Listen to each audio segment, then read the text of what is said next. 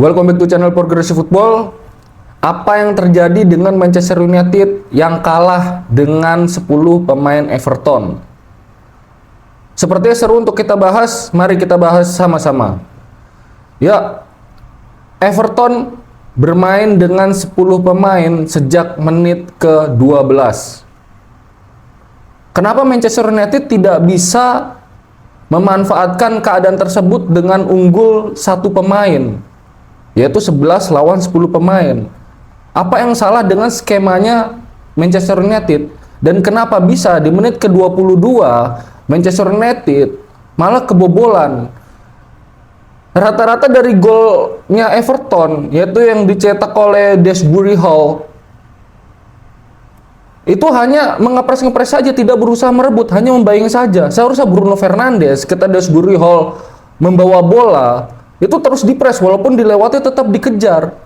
Dan begitu juga Lirioro, hanya sekali merebut, ketika dilewati tidak berusaha mengejar, dan Matthijs de Ligt telat untuk menutup, sehingga Dewsbury Hall dia melesakan tendangan placingnya ke pojok kirinya Lemens.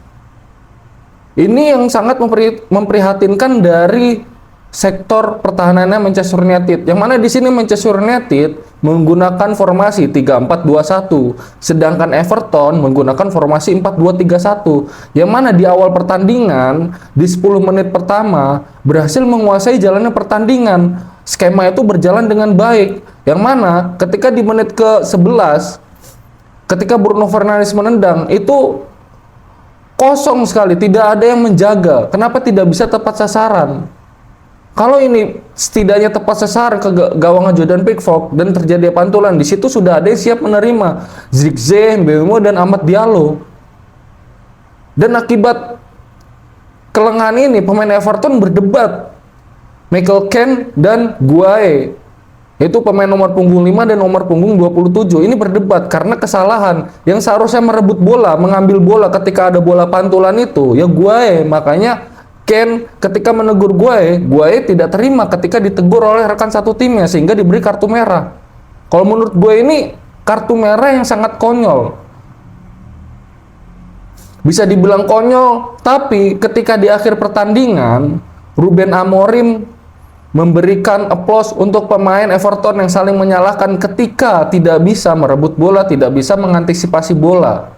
Ini hal positif dari penilaian Ruben Amorim tentang pemain Everton. Tapi kalau kita lihat skemanya dari 3-4-2-1, di sini dari 3 di belakang Lirioro, Matthijs de Ligt, dan Luke Shaw, dan 4 di tengahnya, di sayap kanannya ada Nazrowi, 2 di tengah Casemiro dan Bruno Fernandes, di kirinya ada Dorgu, lalu 2 di depan sebagai attack midfielder yaitu ada Mbeumo dan Amad Diallo, sedangkan striker tunggal Zirkzee. Kenapa di sini Amad Diallo dipasangkan di posisi attack midfielder?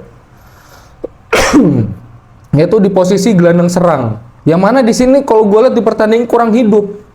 Ketika Amad Diallo dipasang sebagai sayap kanan, dia lebih hidup karena bisa berkontribusi bekerja sama dengan Mbeumo.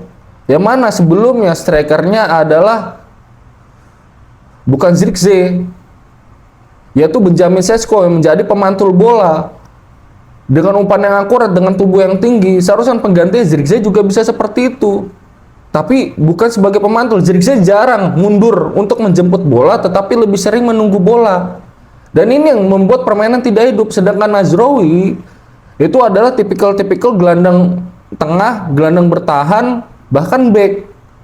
Ini ditempatkan sebagai posisi sayap kanan, dia tidak hidup, tidak jalan permainan ini, banyak yang mati. Begitu juga Dorgu, kurang fleksibilitas antara menyerang dan bertahan, itu kurang membantu juga lah. Yang hidup hanya Casemiro dan Bruno Fernandes. Ketika Bruno Fernandes maju, Casemiro bertahan sebagai pivot. Dan di sini Nazrowi tidak bisa melihat celah tersebut ketika Bruno Fernandes maju. Kenapa? Dorgu maju, Nazrowi tetap di tempat. Dan ini butuh untuk pelebaran ketika Mbeumo menerima bola, butuh rekan. Kadang Nazrowi telat untuk majunya membantu Mbeumo ketika Bruno Fernandes mengoper kepada Mbeumo. Dan di sini kecerdikan dari taktik David Moyes, yaitu dari Everton, yang mana dengan formasi 4-2-3-1-nya ketika bertahan, tetap menggunakan formasi 4-5-1, bukan memperbanyak back menjadi 5 back, tetapi lini tengahnya yang menjadi 5. Karena apa? Untuk menutupi, memotong pergerakan bola, memotong umpan-umpan, dan menutup pergerakan dari pemain-pemain Manchester United yang ketika bermain 1-2 dan bolanya dipantulkan. Ini kecerdikan dari David Moyes dengan 5 pemain, 3 di tengah dan tetap mempunyai sayap kiri, sayap tangan, hanya meninggalkan Barry aja di depan. Ini kecerdikannya di situ. Jadi Dewsbury, sebelumnya ada Guaye, terus Garner sebelum di kartu merah Guaye ya tetap bisa seperti itu. Namun setelah Guaye kartu merah, ini formasinya menjadi 4-4-1, yang mana Barry ketika diserang dia tetap mundur, dia mengejar bola, mengalah itu. Jadi di tengahnya ada Dewsbury dan Garner, dan di kanan ada Ndiaye, di kiri ada Jack Grealish. Ini membuat jadi hidup, yang mana Garner selalu memberi arahan kepada Barry agar mengejar. Ada di sektor kanan, Barry tetap mengejar walaupun posisi dia striker, dan di situ Ndiaye menutup celah pergerakan dari Dorgu ketika Barry mengejar bola atau menutup celah pergerakan dari Bruno Fernandes atau Luke Shaw. Di sini Dorgu tidak berkutik sama sekali, seharusnya bisa switch possession dengan Luke Shaw. Luke Shaw karena punya naluri penyerang yang bagus, seharusnya ini bisa dimanfaatkan ketika dalam pertandingan. Jangan pakem seperti itu. Luke Shaw harus lebih sering membantu penyerangan. Kalau seperti itu terus, ya kalau gue lihat permainan Manchester United melawan Everton, itu formasinya monoton. Gue bilang seperti itu. Tidak bisa fleksibel, yang mana harus bisa saling switch possession, umpan-umpannya lebih diakuratin lagi. Terus Zirkzee cara penyelesaiannya masih kurang jauh. Walaupun dia striker murni, tapi seharusnya insting predatornya itu harus ada. Berbeda dengan Benjamin Sesko. Benjamin Sesko striker murni, tetapi dia berperan ketika di pertandingan menjadi pemantul bola juga. Sedangkan Zirkzee sangat berbeda. Dia sebagai pemantul bola tidak bisa menahan bola kurang kuat. Mau bagaimana lagi? Sedangkan di situ ada Amad Diallo, Bemo yang mempunyai kelincahan, seharusnya bisa dimanfaatkan oleh Ruben Amorim. Tertinggal 1-0 di babak pertama di menit ke-22. Lalu tidak bisa mengejar sampai babak pertama habis. Seharusnya di pertengahan babak kedua itu saat jeda istirahat ya harus ada perbaikan. Tetapi apa?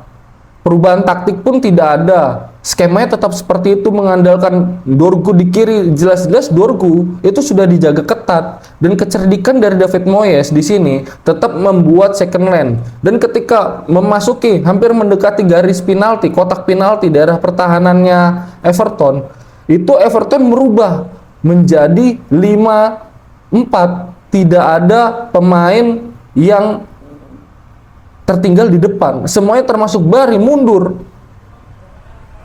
5-4 udah menjadi 2 lane saja, tidak menjadi 3 lane. Ini kecerdikan dari David Moyes untuk mempertebal area pertahanan, yang mana di sini ketika menyerang di babak kedua Manchester United memanfaatkan sayap kanan dan sayap kirinya, tetapi Dorgu kurang bisa memanfaatkan itu. Begitu juga Mazraoui. Kenapa tidak terfikir oleh Ruben Amorim untuk menukar Amad Diallo dan Mazraoui? Karena di kanan ini Amad Diallo lebih hidup, lebih berkreasi, dia bisa melewatinya. Karena Mazraoui ketika dijaga satu orang, dia sudah tidak bisa ngapa-ngapain lagi. Lebih banyak dia terpotong arah bolanya daripada dia mengoper bola. Mungkin oper-oper pendek oke lah, umpan-umpannya loh banyak yang terbaca, permainan Mazraoui itu terbaca. Dan dari hasil pertandingan ini, Manchester United berada di peringkat 10 klasemen sementara Premier League. Dari 12 pertandingan, Manchester United berhasil meraih 5 kali kemenangan, 3 kali seri, dan 4 kali kekalahan, dan mengumpulkan 18 poin. Ini harusnya bisa menang ya. Kalau misalkan Manchester United menang di kandang, ini menjadi nilai positif kebangkitan untuk Manchester United. Tetapi kalau gua rasa dengan kedalaman skuad Manchester United seperti ini, ketika ada yang cedera, dirombak sedikit, ini chemistry-nya belum dapat ini Manchester United di musim ini, di awal-awal musim. Semoga saja bisa bangkit merangkak ke peringkat atas dan menjadi koreksi untuk Ruben Amorim beserta pemain-pemainnya ya, dan jangan jumawa untuk fans-fansnya, karena setiap Manchester United menang berturut-turut fansnya langsung jumawa dan berakhir dengan timnya kekalahan. Ini yang harus diwaspadai. Begitu juga pemain Manchester United dengan memiliki pemain sekaliber Manchester like Casemiro dengan pengalaman di Liga Champion, ya harusnya ini bisa terbentuk dengan mudah ya chemistry-nya. Terus di lini pertahanan yang sangat kuat. Kalau misalkan Lerioro lagi tidak dalam kondisi fit, ya itu harus ada penggantinya.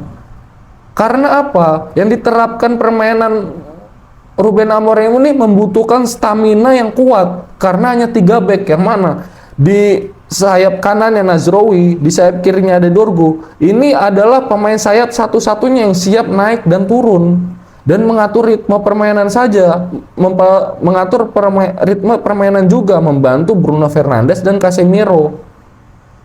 Kalau seperti ini terus, tidak ada pelapisnya ketika Amad Diallo untuk menggantikan Matheus Cunha di belakang striker, sedangkan di posisinya sayap kanan ini tidak ada yang sepadan dengan kualitasnya Amad Diallo. Ini yang sangat berbahaya. Oke, jadi itu saja analisis pertandingan antara Manchester United melawan Everton. Gua Iqbal dari Progressive Football, dan ciao.